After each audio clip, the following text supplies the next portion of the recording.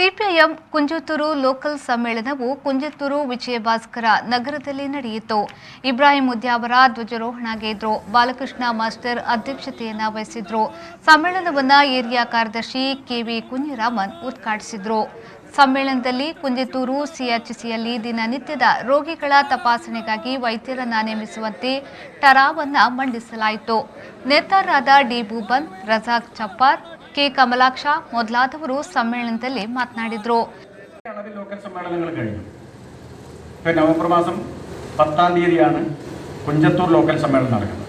നമ്മുടെ ജില്ലയിൽ തന്നെ ഒരു 80-ന് മുകളിൽ ലോക്കൽ സമ്മേളനങ്ങൾ ഇതിനകം പൂർത്തിയാക്കിയിട്ടുണ്ട്. 135 ലോക്കലുകളാണ് നമ്മുടെ ജില്ലയിലുള്ളത്. ഇരുന്നോട്ടെ കുഴപ്പമില്ല.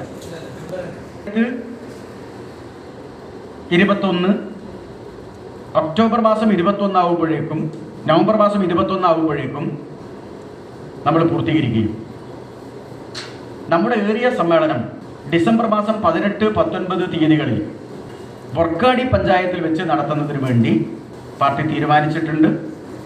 അതിൻ്റെ സംഘാടക സമിതി രൂപീകരിച്ച് പ്രവർത്തനങ്ങളുമായി മുന്നോട്ട് പോവുകയാണ്.